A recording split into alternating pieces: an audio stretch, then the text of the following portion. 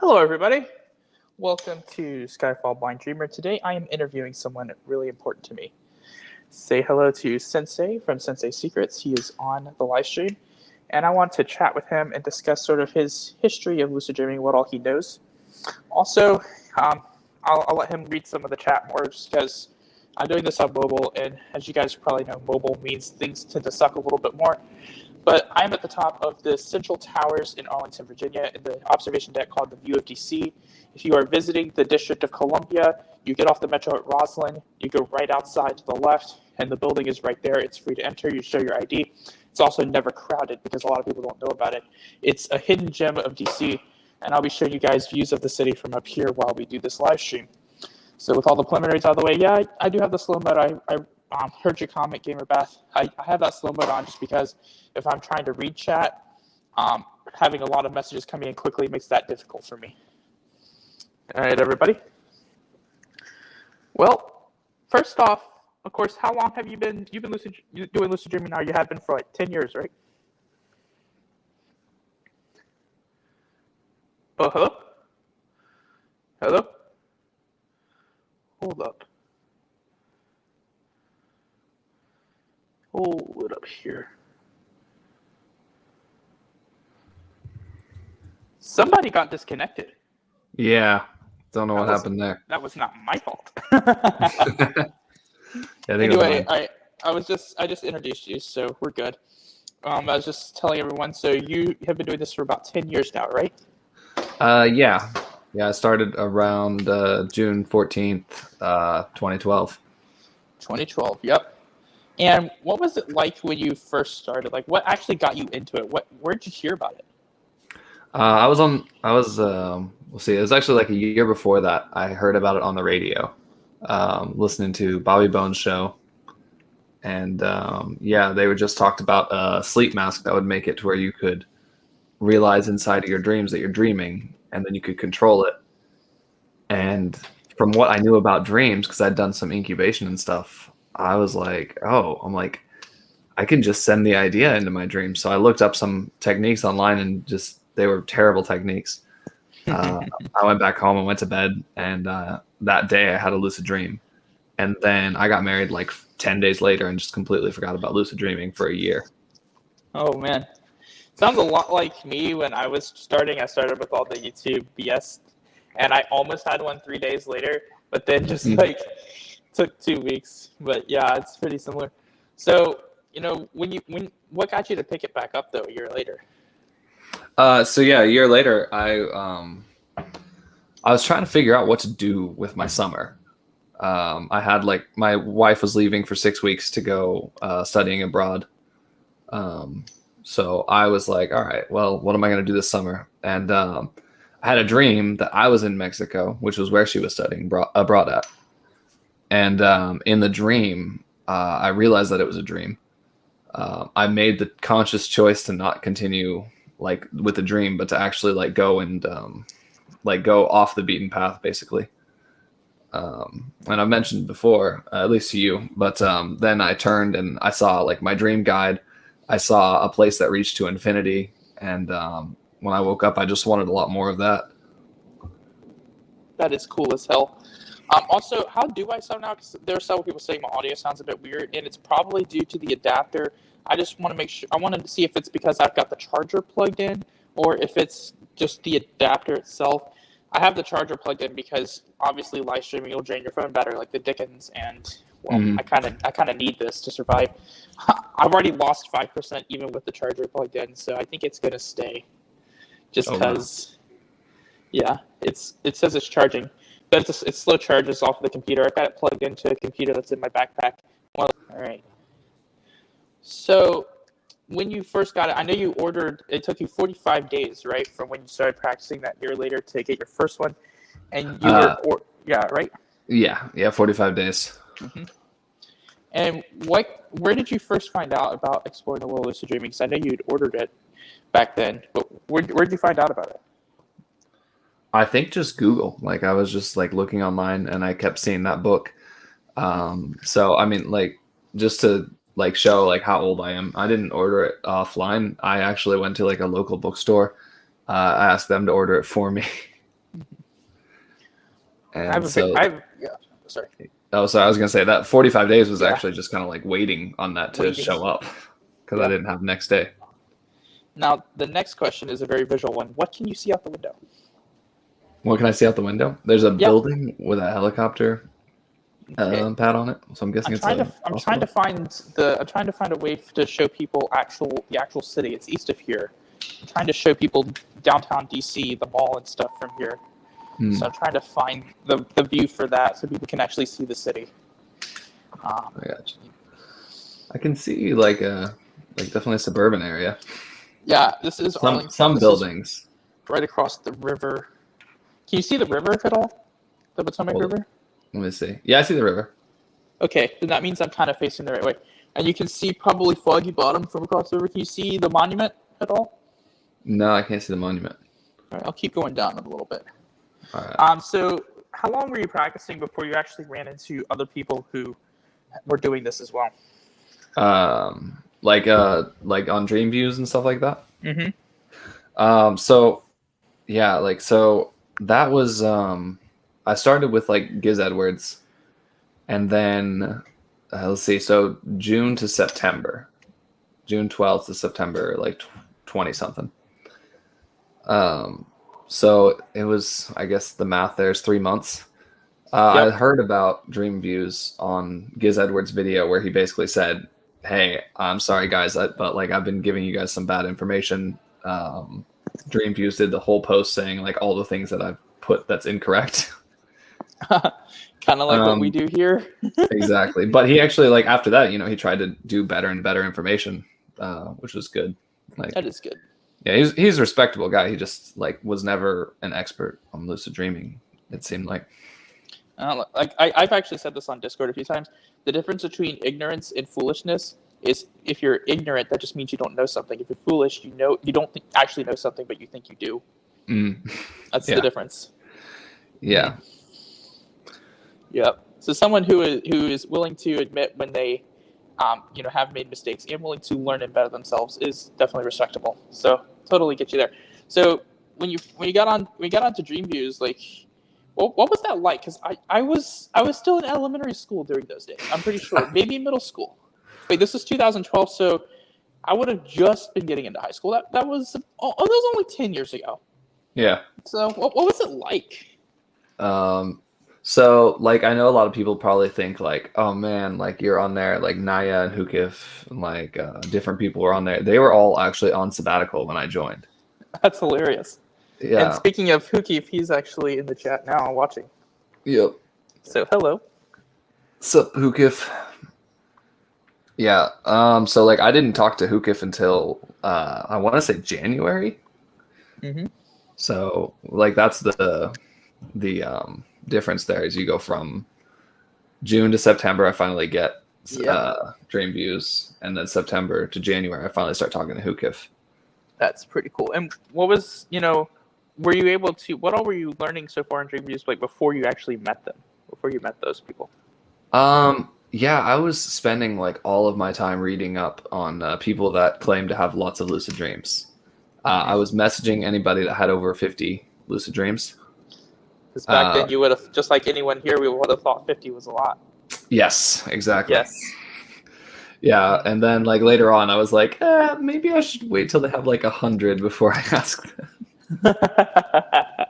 Yeah, it's even then. Yeah, even then, it's like it's kind of it was interesting because there were some people that were like really, really like they had really good standing in the server or in the forum community. And they were known for being like really good at lucid dreaming. I don't want to like drop names, but they basically had like one of them had 200 and one of them had 300, and it was like they were like when I first joined, they were kind of like the cream of the crop. Mm-hmm. And they were dating too, which was interesting. And they were dating. Yeah. Yeah, I don't know if that's public knowledge, but I'm not saying their names, so I don't need to. I don't need. Well, it's public knowledge now. Yeah. Well, you don't know their names, so it's good. No, but other people may. So. Yeah. Well, they would know too. Anyway. But then there were some people on there like Windhover and Kat. I can't remember the full name for Kat. They started like a year or two before me, and they were actually consistent in the way that me and you would consider consistent. They were doing great every night. That's how I consider it consistent. Yeah, they were doing really good, and they were making guides. They were really interesting to listen to and read from, but they also had they were a little bit more spiritual, touchy feely type thing, and so while like it was interesting to read their accounts, it wasn't like the same type of stuff I believed in, so I could learn from them, but like couldn't follow really lockstep with them. To be honest, I think that's most of the dreaming community. I don't just mean lucid, I just mean dreaming community in general, like people who look at dreams. Like that's a lot of that is kind of the spiritual type stuff. That's what I noticed. Like when I looked at the IASD schedule, there was a lot of that kind of stuff on there. Mm-hmm. There were several good lucid dreaming events. By the way, Robert Wagner's going to be there, and LaBerge, and other lucid dreaming researchers. So there's definitely going to be things I can do every day. I'm going to be interested in meeting those people. What's the view any better? It's the same building. It's the same building. Okay, well, let me walk down a little bit further than this to see if I can get past this building because I want to find something decent. You should be able to at least get views of the city and also Reagan Airport to the south, seeing as we are in Arlington. That's where I flew into on Saturday. Okay, so when you met Hukif and you actually met somebody, I don't know how many lucid dreams you had at that point, but probably at least 10,000. I know. What's it like for him at that point? Wait, what do you mean? When I finally met Hukif like 6 months later? Yeah, when you finally met Hukif, yeah. Okay, so I had... So we're up to January of 2013. Yeah, so 6 months. It depends on how you add, because like I would count, like if I lost lucidity and got it again, I would count that as a new lucid dream. If I had a false awakening and I got lucid, I would count that as a new lucid dream. So I believe I had 50 in the first 6 months. Yeah. So 50 lucid dreams in the first 6 months. So it wasn't like I don't want to say like, oh yeah, like I was just like flailing in the water. Like I wasn't doing bad. I was trying really hard. I was getting more and more consistent every month. Which is always awesome. Right. And then, but then that month, you've had at that point, he had 6,000, if I recall. So less than I did, or less than I do. Oh, awesome! I mean, at least if his count was correct. Yeah, and people didn't like his count being up. Yeah, can you hear me? Yeah, sorry. I keep accidentally talking, and then like the second I'm done, or the second I start, you start talking, and so I think there's just like a tiny bit of lag that's throwing me off. Is my audio cutting out for you? It's a little scratchy.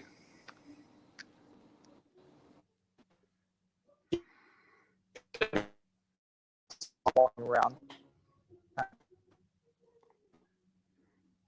right, now I can't hear you. So I'm losing very well. I would definitely to keep that in. But what was your like? How did you meet Hukif in the first place? How did you meet him? I was going through Dream Views. I was just kind of searching old threads, and I found like old Task of the Year, Task of the Month threads, and that's where I saw him. He had done all of I think there were 7 tasks of the year. He'd done all of them in about, I want to say 3 days, 2 or 3 nights. Oh, it's just me now. So since I'd seen that, I hadn't seen that sort of consistency with anyone that could actually just plan on goals, plan on being lucid that night, do multiple goals in a night. So that was really shocking to me. And then he had group of people that he considered to be just as like consistent as him, which at the time was Oreo and Naya. And Oreo did the same thing like the next year, where he did multiple tasks of the years in one night. My internet decided to have a problem. Hold on. You sent me a private chat, I think, but I did not get that. Oh yeah, that was at the very beginning. Yeah. Let me just double check. I got to change my camera back.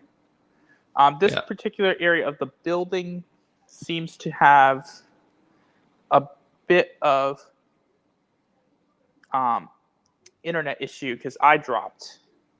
Yeah. So yeah, I miss what you're saying. So I apologize. So when you said that when you first met Huki, if I missed some of the things you were saying there, I'm gonna head back towards the elevators because I was getting better signal there. Sounds good.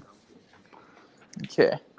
Yeah, I was basically saying that I saw him in like Task of the Year, Task of the Month threads, and he would just get like he did the whole Task of the Year in the first 3 days of the year. Cool. Yeah, it was just like, holy crap, like this is not, it wasn't anywhere near what anyone else was even claiming to do. Mm-hmm.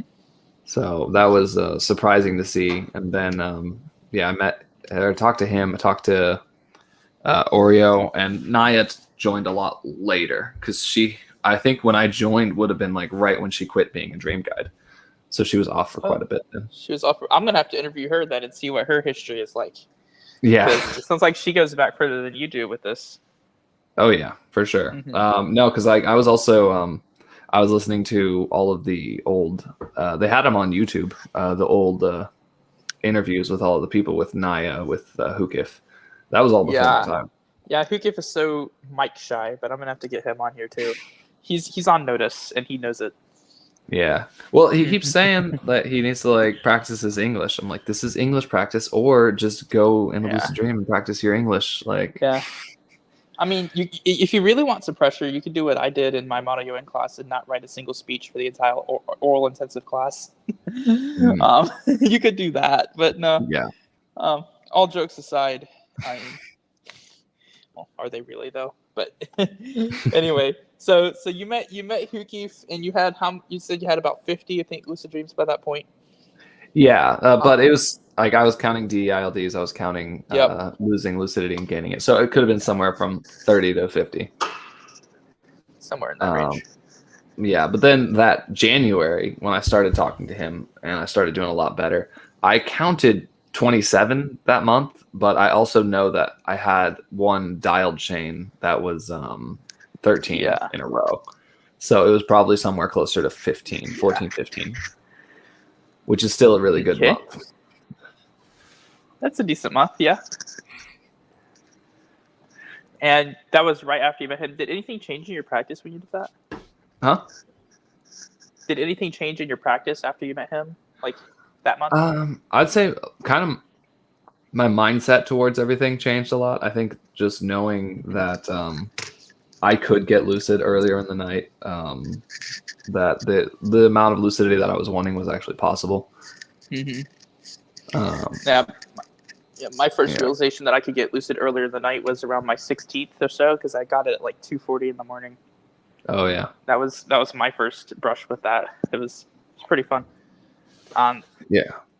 So what were those forums like, back in the day? I mean, because we talk about dream views a lot. I mean, you talked about it. You've done live streams. You've just gone through old dream views threads.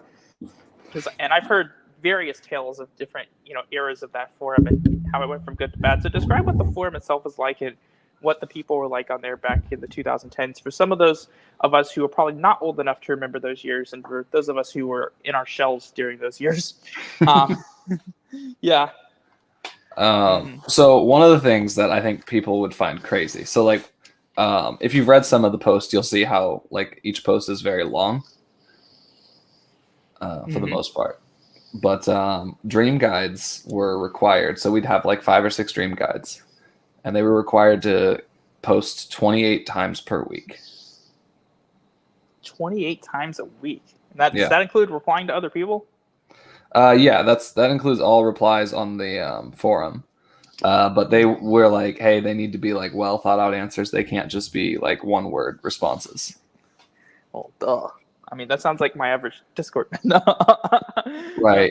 But I mean, much slower communication back in those days. Yeah. Yeah. But what would happen is somebody would join. They would start getting lucid relatively well, and then while they were doing that, they would lose all of their happiness while they were trying to post like 28 times a day or a week. Yeah, and so they'd be very stressful and demanding is what it sounds like. yeah. And so I would just leave. Like I would just I would join as a dream guide because I wanted people to listen to me more. Hmm. And then when I started getting any like overworked or stressed out, I would just like step down and then I would jump back up like 6 months later. Yeah. By the way, I've heard at least 5 or 6 airplanes since I started streaming. They fly right over us Nice. into Reagan. So yeah, there are planes all over the place. I'm gonna keep walking towards the north. The pillars are definitely the issue with the signal. I'm gonna walk over to the north side of the building and get a different view. Yeah. So the dream guide bit was pretty stressful. I mean, people were jumping on and off that, and I mean, what was the average response time for a host back then? I mean, everyone here is used to instant communication, or maybe you're talking to someone who's offline, and they respond to you a few hours later. What was the average response time if you're asking a question on GViews? Less than an hour, probably. Really?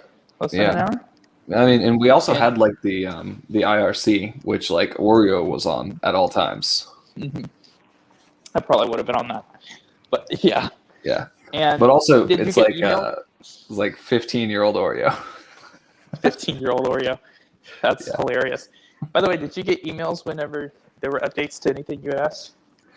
You did, but I turned those off. That's interesting. All right, this is, I think, the north side of the building, and I don't know what you can see out here, obviously. Yeah, there's some buildings. Yeah, I'm not great at describing things, but I'm not either for some reason. Yeah. I know the sun's on this side of the building, though. Yeah, the sun is definitely it's up above where you're filming. Yeah, there's a few buildings. Yeah,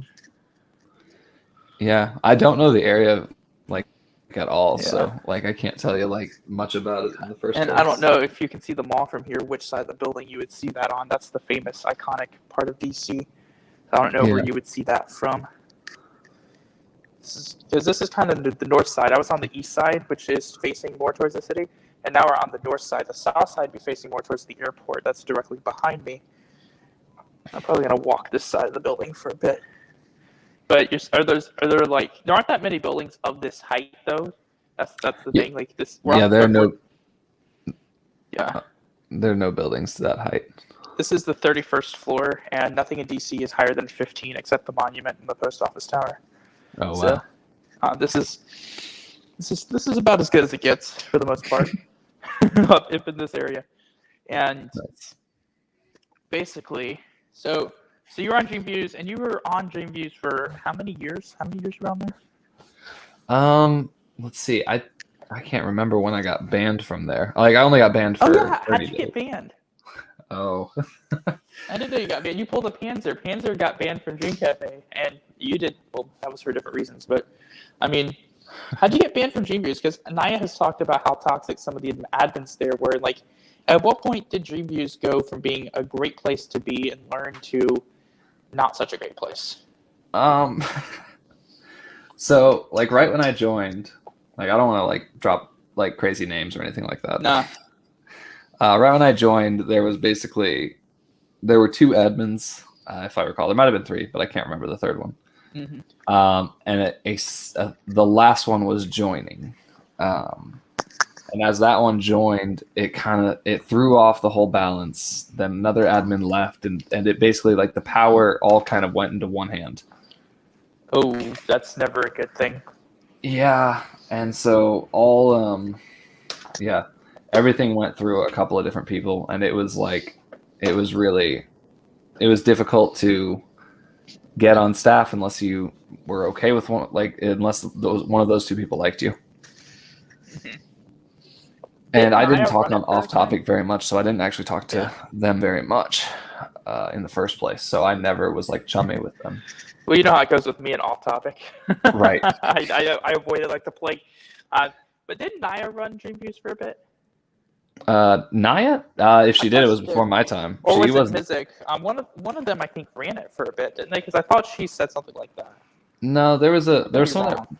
Let's see. When I joined, it was Alex owned it. He was the owner. I don't have any qualms saying he was like only trying to make money off of it. Yeah. So he basically he was the one who put all the restrictions on there, trying to keep it as active as possible, trying to get as many ads in there as possible. He had the community system where you could buy points to try to get people to spend money on the site. Lovely. Yeah, he was a business guy. Work the dream guides into the ground and don't pay him for it, right? Yes, exactly. I mean, at that point, just imagine if the Discord servers were making money. They don't. That's why we work for free. They don't make money. But if they were, you'd expect them to pay the staff. Exactly. But no, that's not how it works. Yep.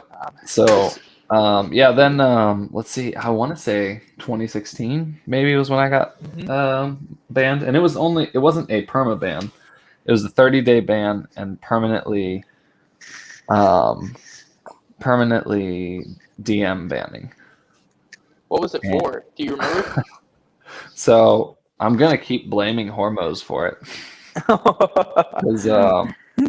So I was like hanging out with Hormoz. He created his own Discord server. I was hanging out there, and then Hormoz was like sending messages to different people on the website, trying to get them to join his Discord. So he got in trouble for that, and I think they checked it out, saw that the only other like mod on the Discord was me. Was you, and they banned you. And so they're like, the wording was that I was messaging people with the intent to the intent to advertise a Discord server. Oh, lovely. So they're like, well, you never actually advertised it or invited anyone, but you had intent to do that. My intention has always and only ever been to lucid dream, so I don't know what you're talking about. Right. So I was like super confused. I was like, are you kidding me? I'm like, you're getting like, the rule is you can't post links, and it's like if you do post a link to somewhere else, it's like a warning. I'd never had a single warning. I'd never had anything. And they were telling me that I had intent to do something. I didn't even do it. They were just telling me how I felt about it. Yep, doesn't sound toxic at all. I can't imagine. Yeah. And so then I asked them, like, I was like, can you guys give me any proof or show me anything? You know, like I'm ex staff. Like I jumped down from staff. Like I had a standing position on Dream Guide if I wanted to jump up and do that more, you know. There was all sorts of stuff like that. Like you guys are giving me no benefit of the doubt or anything. All right, I'm gonna have to take care of this baby real fast. All right, I'm gonna show you guys a view out this window. I don't know what you can see, but I'm showing you a view out this window. All right, I'm gonna mute myself. Be right back. All right. Jix asks, Skyfall, any tips for my mild guide? Yes. Understand that you're setting intention, you're deciding to do something in the future, and you're associating that decision with your dreams, with dreaming, and you do this by basically rescripting a dream that you've had. You take a dream, you rescript it as though it were lucid, you look for dream signs, you recognize them, and then you basically rewrite your dream so that you got lucid at one point in the dream, and then basically, you know, fulfill whatever you wanted to do with it. And you sort of repeat that for a bit before bed. It's about a decision that you make and remembering that decision. Also, if you have trouble focusing on things before falling asleep, you know, what I do is I tend to do it sitting up, and I can also, sometimes I'll vocalize to myself or talk about it, talk myself through some of the dreams that I use. So there's certain things that I do that help with that. Almighty Cheeto, should I wake back to bed for recall? I've heard mixed things. Actually, wake back to bed for recall is not a bad idea. It is a great thing to do. I know folks who do that. Sensei would recommend doing it, I'm sure. Micro wake back to beds, get up, delve, tag, you know, write some tags down, and then go back to sleep, or do a technique and go back to sleep. Yeah, Cappuccino, I agree with you.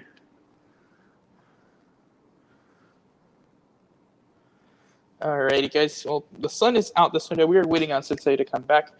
I'm on mobile, so I am doing things a good bit differently than I normally would.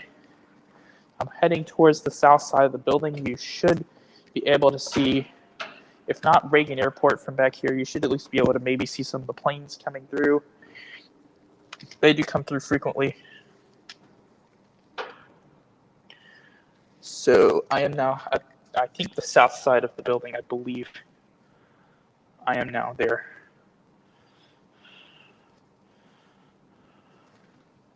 Dream Views gets 6 posts a month now.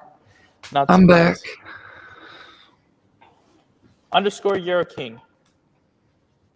Is there such a thing as good technique or bad technique or not? By the way, Sensei, which comment is showing? The one by Yarrow King. The one Good. you just read. That is exactly how that's supposed to work. There is such a thing as a bad technique in terms of things like, things that are misinterpreted or not explained well, things like filed. Did I say that? Yes, I did, I think. There are kind of things like that. There are definitely things that are either much less effective than other things just by demonstrable evidence, or that aren't explained well, that don't actually teach you fundamentals. There are bad techniques. There are good techniques. That doesn't necessarily mean one is better than the other for everyone, like universally. Universality is not something you generally consider, but there are good techniques. Like mild is generally a good one overall, though it does vary from person to person. I know Jacober hates it. SAT is pretty good. Daytime awareness, wild can be pretty good. It really depends, but it really depends on what you're going for. And I'll let Sensei jump in with this too. I'm gonna leave the comment up for a minute. I think that one of the ideas with like good technique and bad technique, there's also like sustainability. Like, can you do it every single day for 10 years? So some things like Rosses, I'd say it's a pretty good technique, as it could give you a lucid dream, but you can't do that every morning. I mean, you could if you were crazy. But, I mean, Right. you could if I, for example, was able to fall asleep in 10 minutes, maybe. Again, Ross is also one of those things where you have to be able to fall asleep quickly. Yep. Yeah. So a very specific person, and then also not like effective over the long term. Yeah. So it's good if I would say people should try it a few times, but I wouldn't say it shouldn't be your main technique. I once made a joke. Every time someone asks me, how do you fall asleep quickly? I said, if I knew, I'd be able to. Anyway, I'm now on the south side of the building. I don't know what you're able to see out that window, but Just a staircase and a map of the city. what building is that, Cappuccino? If I knew, I would tell you. The building I am in, though, is called Central Towers. It is located right outside the Roslyn Metro Station. If you visit DC, take the blue, orange, or silver line across the Potomac River to Roslyn, and take the elevators, not the escalators, upstairs. Go out directly to the left. It's that first building there. The observation deck has its own entrance. It's called the View of DC. It's an event space, and it's on the 31st floor of this building. That is where I am. No idea what you can see out the window. Well, thanks, Cappuccino. How many people are even watching right now? I can't see. Guess what? I can't either. I can't see the number, I mean, but yeah. The weather it looks hot, but it's not. I mean, the high's like 59 today, and yesterday it was 51, and the day before that it was 50 and raining. I feel you. I just answered. 33:15. We have 8 watching. Okay, nice. Yeah. Not like my best stream, but good enough. Yeah, there's also like a picture of MLK next to you. You said it's a lake or river? What can you see out the window right here? That's the river, yeah. Like, That's the river? There's 2 streams of it, and there's like an island covered in trees in the middle. Mm-hmm. Can you see across? Yeah. What do you see across the river? It's just buildings. It's just kind of gray. Yeah, we're across from the Foggy Bottom neighborhood, but I was hoping people could see above that to where the National Mall is. I should stream from the Washington Monument next time, although you can't stay up there forever, and it's more crowded. Yeah, I bet it is. Yeah. I believe that's the Potomac then, if it's a river. It's either the Potomac or the Anacostia. It's probably the Potomac then. I'm not sure which way I'm facing, but I've been walking around the building steadily now. Give people some good views out. That's kind of the plan. So when was this in Dream Views when you got banned? Like, what year was this? I think 2016, something like that. So you were on for 3 years? 4 years. 4. But yeah, about 4 years. I had already written all of my guides. I'd done 2 guides on dream incubation. I was working on my 3rd one, and then I got banned, and like all of my feeling for writing guides was just gone for a while. Yeah, and this next one you're free to talk about or not talk about, because I know you've had mixed feelings, but this is, I believe, about the time you went to Japan for 4 years, right? around 2016? Yeah, I was. Hold up, that actually might change my answer for when I got banned because I was in Japan when I got banned. Mm-hmm. So There's yeah, an like airplane. I don't know if I'm pointing the camera up. I don't know if you'll be able to see the plane or not, but there's a plane that just passed overhead. Probably not. yeah, I can't see it. My aim sucks. Yeah. All right, But I yeah. will be back in another minute. Okay. I've got to grab the child. I left his door open because he said he was going to No. be good and not wander around the house. No but child left behind. he is. Alrighty.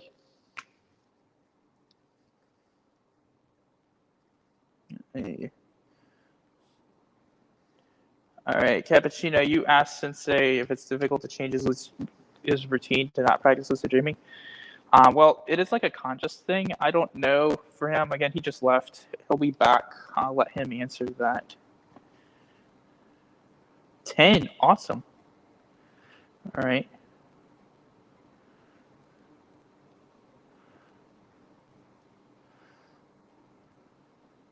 All right, I'm going to keep walking around the building for a little bit. I'm going to head to this next window here.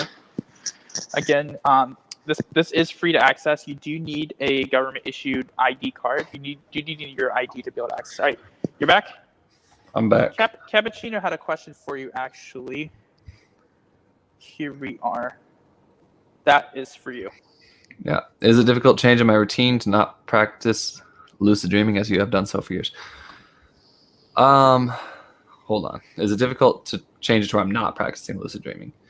Yeah. Yes, but mostly like I've never been extremely consistent with dream journaling. I can do tags and stuff like that. I've done that for years, but like dropping that's pretty easy because it's like an active thing. But it's hard to not like contemplate my dreams throughout the day. So like I've been purposely trying to think of other things throughout the day. Oh, dang. Yeah. Today I don't have that problem because I slept 2.5 hours. So the only dream I have is like a hazy memory. Well, you'll be falling asleep pretty well. All right. Supernova doesn't think blind people can travel independently, so I'll display that one. Just to shame you and embarrass you for a bit, Supernova, because as a matter of fact, I travel by myself all the time. Got dropped off at the airport on Saturday, flew up here, met my friend in DC. I have 2 friends who live here. I know my way around DC really well, though. I got here by myself. I have the whole Metro Rail memorized.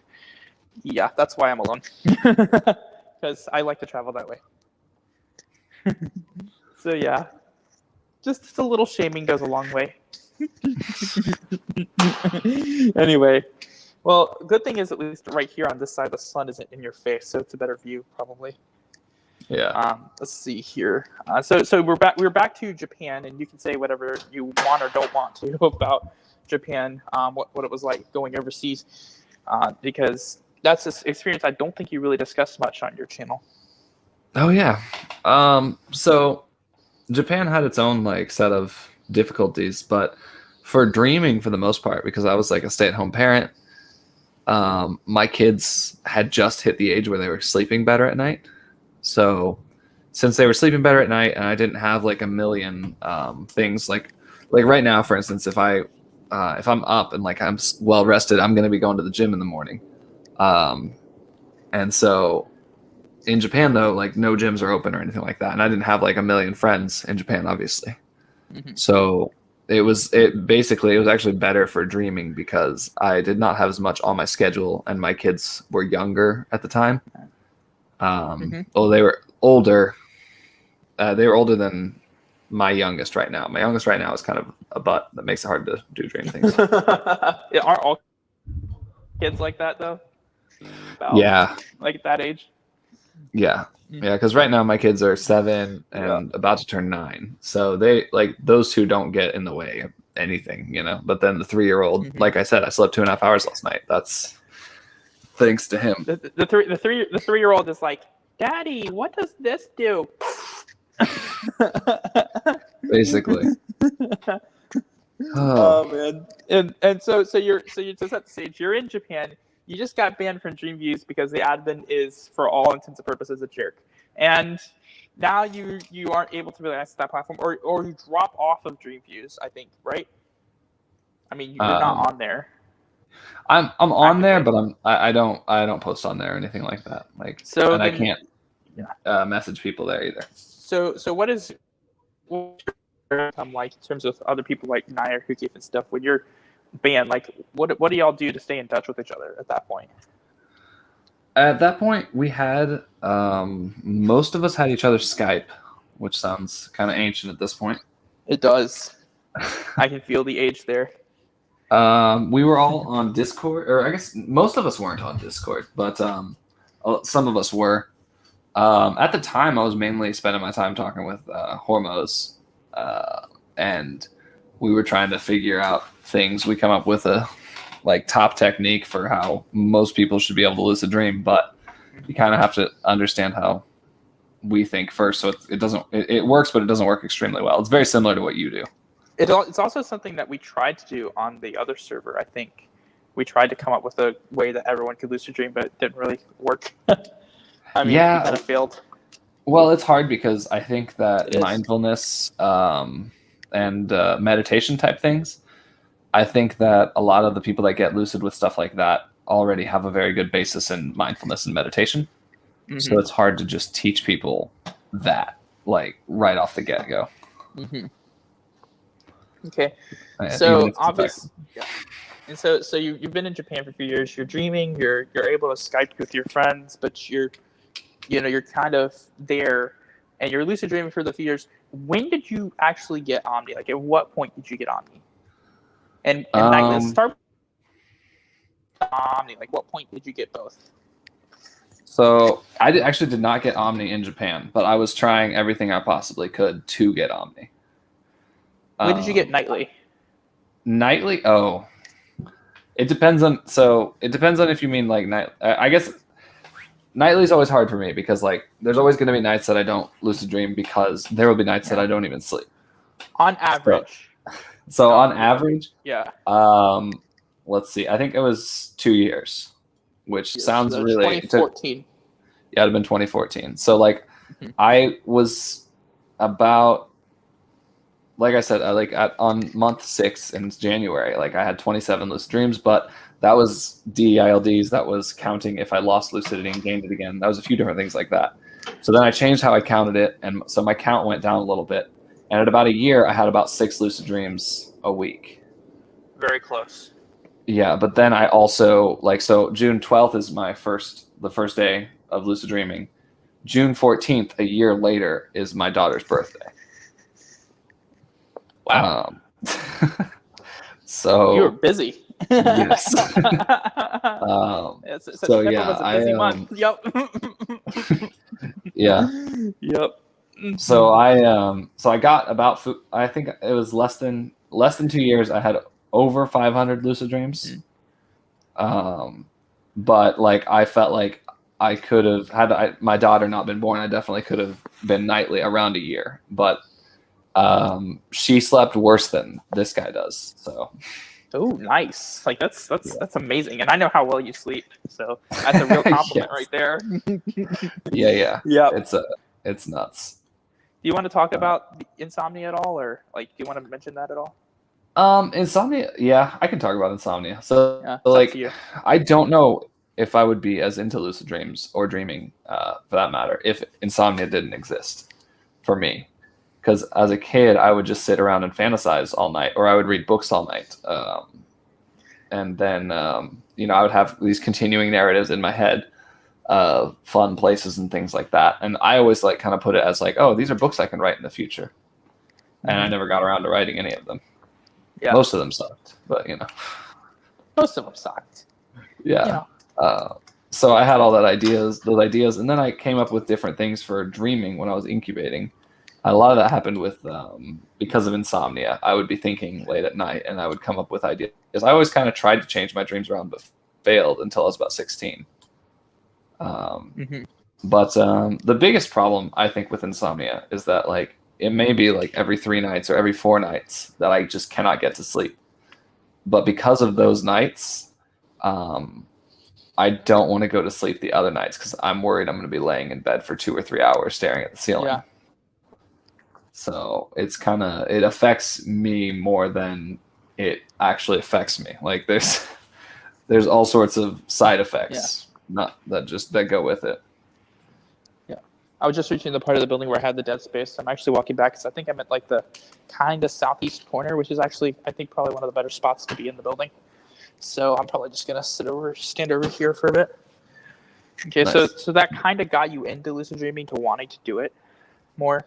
Yeah, I think it made me think about my dreams a lot. I kind of noticed that a lot of times, especially in the early years of lucid dreaming and early years of just me being alive, I would stay up late at night thinking about my dreams, which is kind of ironic, not sleeping and thinking about my dreams.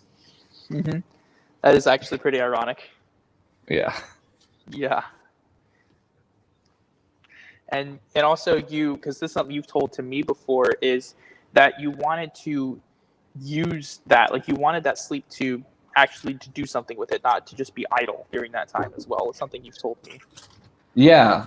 At the time I was trying to like accomplish something or at least have fun during my nights, because my nights are kind of, I wouldn't say like a depressing time, because like a lot of times I have fun like at night times. Like when I can't sleep, I'll play video games, or like when I was in Japan, if I couldn't sleep, I could call friends and stuff like that because it was daytime. Yeah. Mm-hmm. So that wasn't as bad. Yeah. Other problems in Japan though were like, what was it? It would have been the AC sucked and the heater sucked. Oh. Yeah. Just imagine if you were in Hokkaido. Imagine if you were in Sapporo and you were like, welcome to the winter in Sapporo. It is freezing and my heat works not. Right. Or you're down in Kagoshima in the summer and it's like, Yeah. You probably never went the place I was at was thankfully really mild, but not having the centralized heating and air was like, it was very mnemonic induction of lucid dreams. Yep. Exactly. I remember where you were. Yep, but yeah, you probably never went to Sapporo or Kagoshima, even though it would have been really easy for you to do so. Yeah, Laura went to Sapporo. I wanted to go, but I didn't have the time. I assume she flew because I doubt she did much with the Shinkansen, so she probably flew. Yeah, she flew. That'd been like 10 hours on the train. It would have been 2 hours from Osaka to Tokyo, 4 hours to Shin Hakodate Okuto, and another 3.5 hours to Sapporo. So yeah, that would have been a long trip. Yeah, a friend of hers brother lived there, so they were able to go and stay the night there, which was nice because that cuts down on price a lot. Mm-hmm, that really does. Airbnb cuts down on price for me. I stay at one in Southeast DC for $284. I got the whole 9-day stay. Oh, nice. That cuts down on price quite a lot. That's why I'm able to do some of the traveling I do. So yeah, now to everyone's favorite C word, COVID-19. You're in Japan, 2020 starts, and this is before I meet you, like way before I meet you. I mean, if we're talking like 8 months. So when did you come home? When did that become an issue in Japan, and when did you come home? So actually, me and my wife were already planning on coming home in the summer of 2020. That was the plan. She was going to finish out the school year. But then because COVID hit, her school went online and a lot of different things like that. So we were just like, there was a message that went out that was basically like, hey, if you stay in Japan, there's a chance that you won't be able to come home this summer. And I then went to my work, and I was doing weddings in Japanese at the time. Mm-hmm. And they sent me a schedule for the next 3 months, and it was just empty.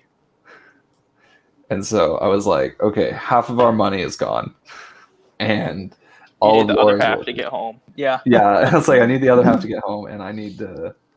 It basically, all in all, I think it cost us leaving 3 months early. Like basically, the whole COVID thing happening cost us about $12,000. That is a lot of money. Yeah, because we had to buy more expensive tickets. We lost 5 months of my work and 3 months of hers. So I guess actually it might have even been more. But yeah. Or as they say, a metric crap ton. Exactly. Of money. Yep. Right. So yeah, because then we also needed a place to stay. But it was probably more. That's probably closer to $20K now that I think about it. It was a lot. That is a lot. So you're back in the US. At what point did you actually get OMNI that year? So yeah, like so while I was doing weddings, I had this like I was talking to Glitch, or I don't know if you guys know Glitch very well. I do. He's for reference for everyone who doesn't know him. He's Australian. I believe he likely was on Dreamviews. He's not on any of the main servers though on Discord. Yep.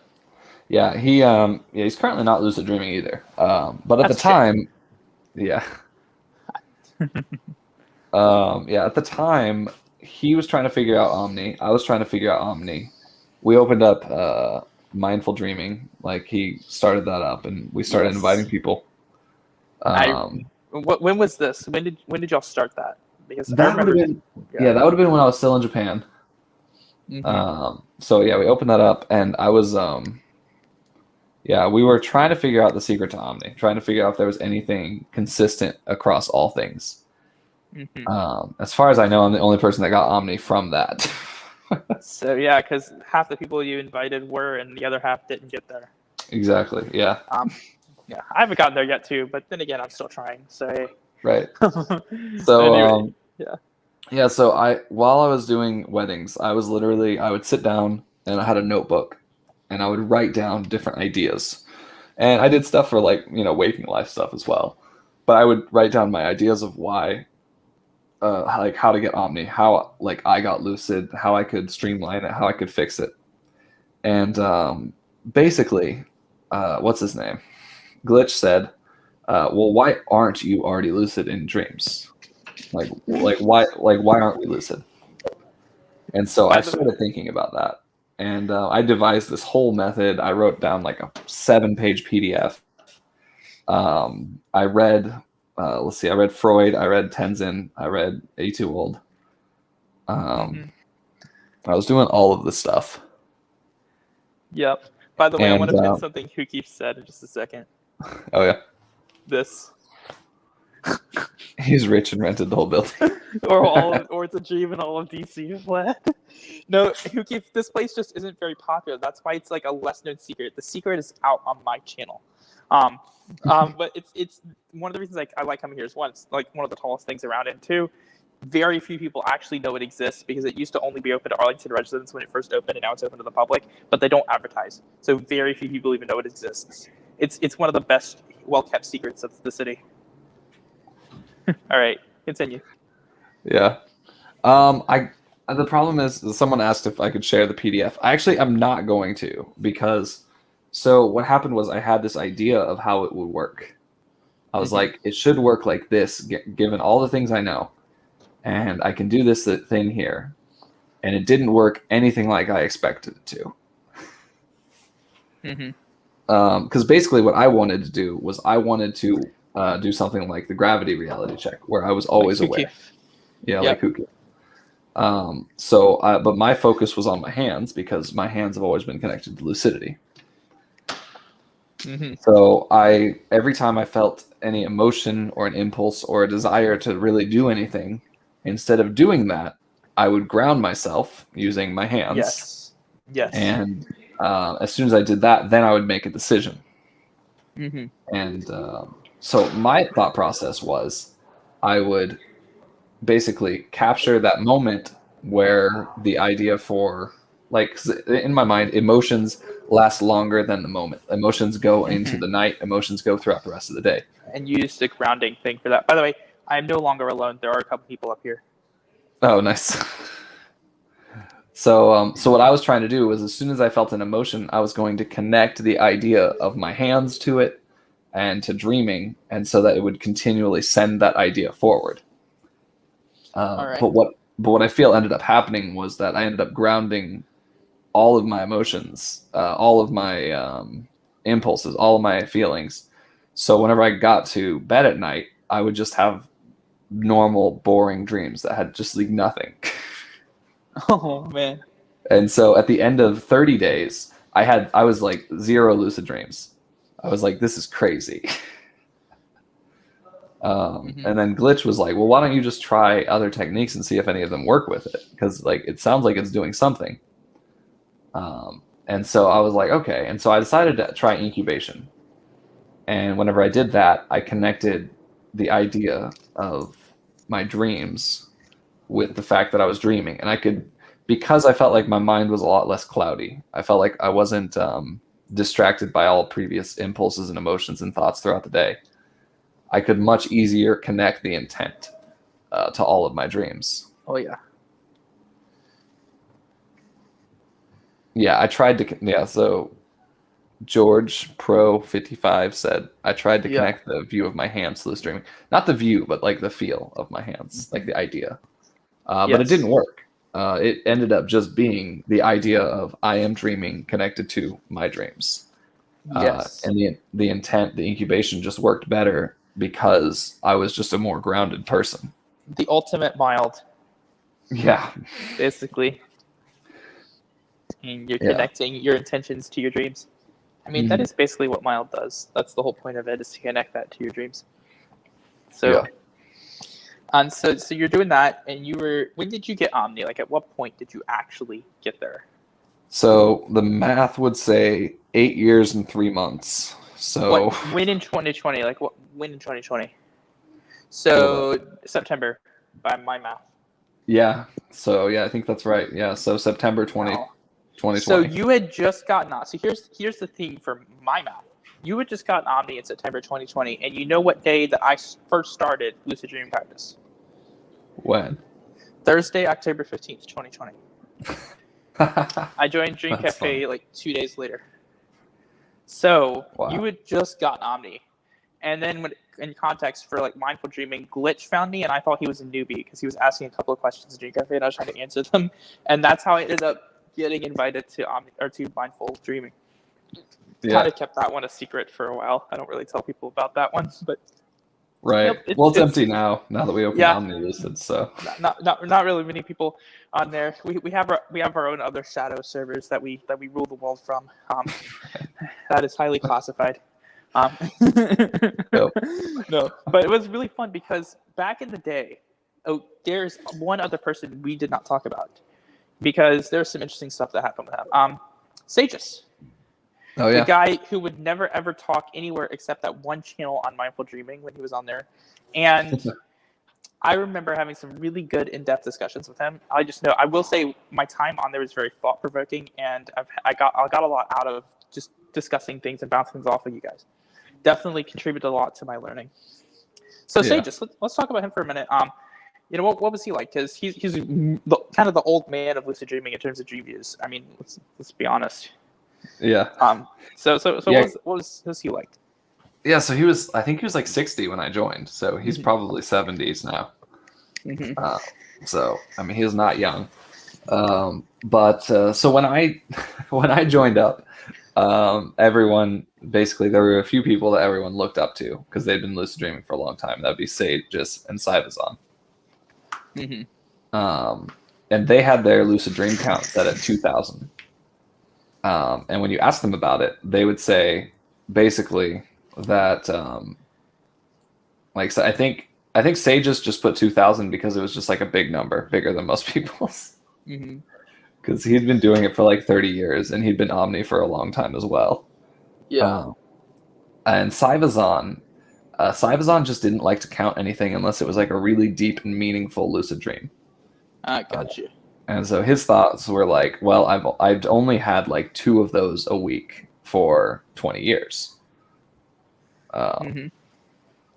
No, I didn't say Hukif is 70 years old. I said Sages. Someone actually said that. No, Hukif is 31.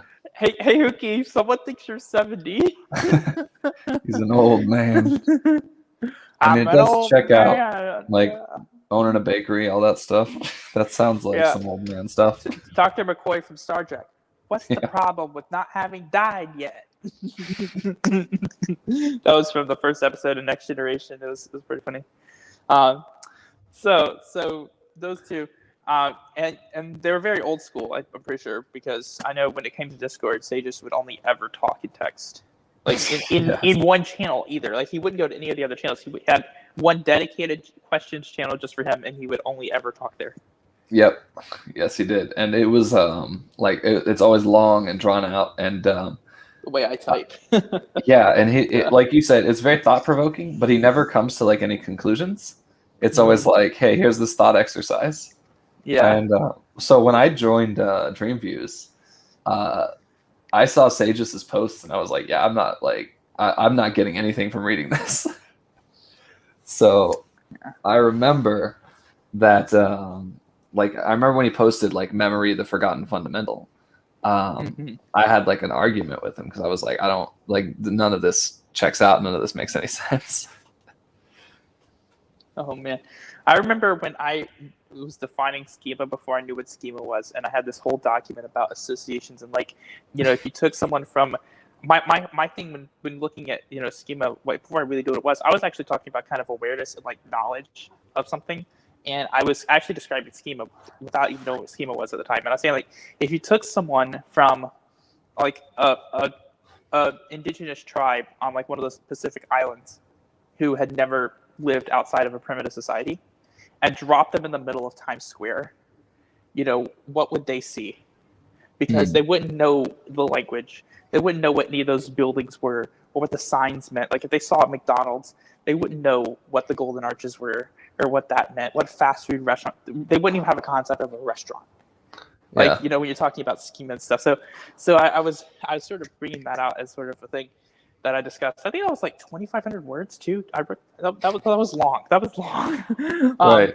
And it's probably still there, buried from 2 years ago. But now something I want to ask you, and this is something like you and Hukif, Mizik, Mars, some others. What brought you guys?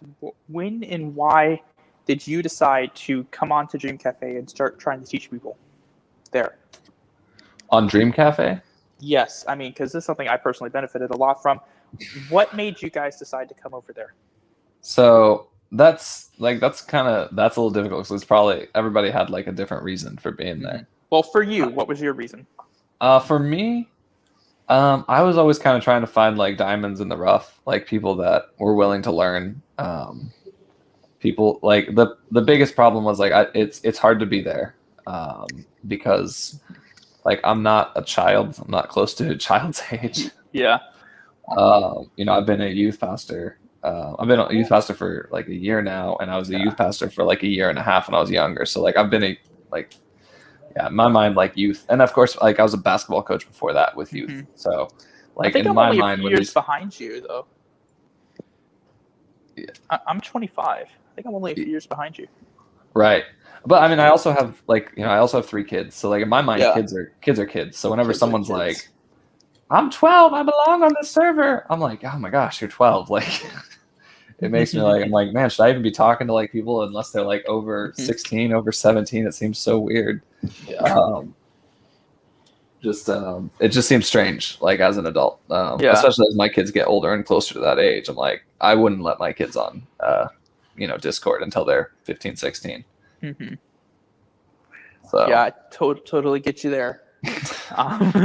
But yeah, and I go over there to, just because I like helping people, and that's where a lot of people who need help are. But anyway, I'm so glad you found me over there. To be honest with you, because when you joined Dream Cafe, keep in mind it was the Wild West. I mean, yes, there was no Marshall in town. The Clantons and McClawleys ruled Tombstone. Wyatt Earp was dead, and there was nobody who knew what they were talking about. And that was all of us who thought we knew better, and we didn't. But yeah, like you came over there. I'm really curious, like what like I am curious kind of why you would have come over there, because I know you had told me that you had tried to help people in the past, and you saw so many people who didn't actually put in the effort to learn. And what was that like, trying to teach people? So it's hard because like it's hard to tell. Like I think a lot of us that have been lucid dreaming for a while, I think there's something that like about teaching that like it's like there's the selfish reason and there's like the non-selfish. I guess there's a lot of different selfish reasons you can do it. Like obviously the non-selfish reason would be to just help people.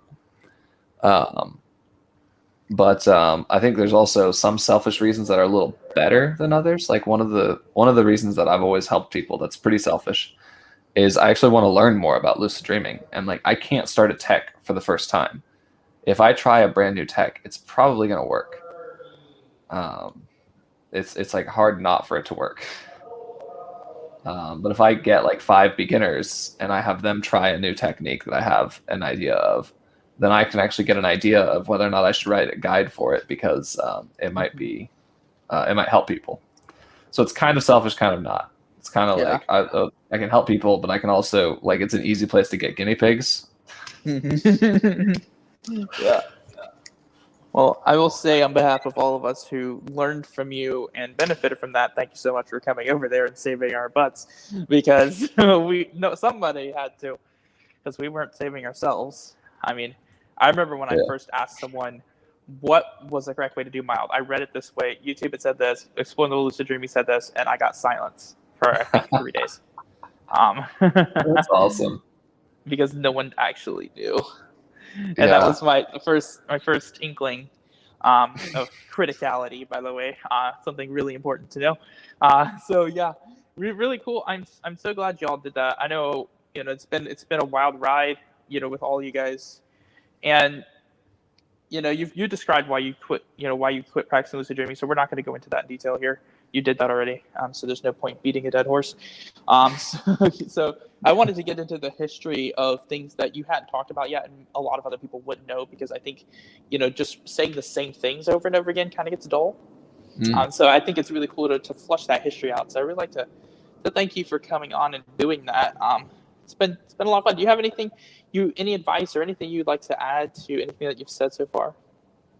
I would say, like, as far as people trying to do it for the long term, if they're wanting to lucid dream for a long time, they need to pick practices that they enjoy doing and that they'd be able to do every single day for the next 10 years, whether or not they got a lucid from it. That's a easy, like, check to see if it's a good technique. And obviously, I mean, there's also the dead horse that, like, I like to beat all the time, is like, if you're struggling to lucid dream, you probably have recall issues more than anything else. Recall is very important. Yeah. But I forgot. Yeah. Quote, I forgot how important recall was. Yeah. Man. Yeah. So you got your wife, your 3 kids, your youth pastor, and all of us crazy folks who are trying to lucid dream for the rest of our lives. Definitely want to thank you for coming up here and cutting up this. Anyone here of the, I think, 6 people left? George, do you have a quick tip for consistency? I'm going to post that for you. Yeah. That's George guy. Quick tip for consistency for lucid dreaming. How did I start? Best opinion. Method. Okay. The best thing, like, I would say, if you want to be consistent, is you need to play the game. The game is dreaming. If you want to be consistent with dreaming, you need to be consistent with your techniques for gaining recall. The better your recall is, the more consistent your recall is, the more consistent you're going to be overall. And then when it comes to learning practices and techniques, the same thing with consistency there, just because you need to actually learn and develop what you're doing. And if you just jump around from thing to thing to thing, it won't help you develop over time. Recall is very important. And also remember that there is so much more to recall than just journaling. There's micro-reflective beds, there's reviewing dreams before bed, setting intentions, and also delving, and also something in the background there. Yeah. No idea what that is. I think that's actually on my end. Sorry about that. Fresh Kenny asks, how were your first few nights after stopping your practice? I'll be right back. I'm going to stop that. That's a harmonica. Okay. I'll just grab.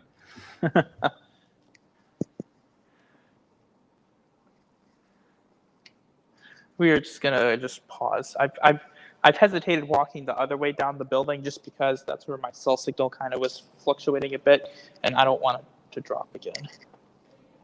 So I'm just moving back down kind of the way I came over. I'm going to move over to this window now. Hope you guys enjoyed the view. Haven't really done a lot of moving the past 30 minutes or so, but hope you guys have enjoyed the view. I've enjoyed filming this for you. I'm back. All right. Oh, he is not. He is not leaving me alone. He is precocious, isn't he? Yeah, I took your harmonica. Do you want to take it upstairs to your room? No. Okay, then you need to get out of here. Okay. We're not going to be too much longer. Yeah, I'll talk to you later. I'll give it back in a minute, okay? When you're talking? Yes. But then when I want to talk. You don't want to watch me talk. You need to go watch your show. But then, marbles. Yeah. Yeah. That is a lot of marbles, right? All right, I'm going to go put him back somewhere else. Sorry about that. Kitty, as Sensei would probably say, this is Sensei's 3-year-old. His name is Chaos, as he might say. Seems to be the ultimate cause of chaos. Recall of a dream, yes. George Pro, yes. All right, Fresh Kinney, I promise we haven't forgotten you. It's just he has a 3-year-old. You Woohini, whoever you are, I think I remember you. Thank you for watching. I'm back. All right. All right, I got that comment still up for you. Fresh Kinney wants an answer from you. First few nights, pretty much immediately, I would wake up and I felt like my dream was like really important. I really needed to remember it. I needed to tell somebody about it. I needed to write it down. And it was like hard to fight that urge. And like yesterday night was the 4th or 5th night, I think, something like that. And I actually did end up writing part of the dream down to tell somebody. And I was trying not to, but I ended up doing it. Were you lucid in it? Yeah. Yeah, I've been mostly lucid or close to lucid in all of the dreams so far. Interesting. So it'll be interesting to watch your progression and see what happens. Yeah. Over time. Yeah. Yeah, it'll be interesting. I think we're going to get ready to wrap up. I would like to thank you again for showing up. It's been really fun having you. And yeah, it's nice talking to you. Most certainly. So I'm just going to go through some last comments. Thanks, George Pro. I'm just going to do his final. An airplane flew. Did you see the airplane? I hope you saw the airplane feel there, Ryan. Cool. I was hoping to show you guys. Do you think think paralysis, not moving muscle, and before you sleep helps anyway? Well, it really depends, because if you're trying to force yourself to stay still, then you can actually tense yourself up if you're used to moving, and that actually doesn't help you. Anyway, we're gonna end here. Let me get to the bottom of the page. I'm gonna get ready, and so I want to thank all y'all for watching. Oh, there's more plane. You may or may not be able to see it. No idea. But I'd like to thank you all for watching. Have a great day, everyone. This is going to stay on my channel because I don't delete mine. And this is going to become a new playlist, the Skyfall Interviews series. Thank you all for watching. Thank you, Sensei, for showing up. I really appreciate it. Encourage everybody else to also show up. Thank you guys for Good night. showing up, and thanks for having me. Skyfall. Oh, my pleasure. Bye.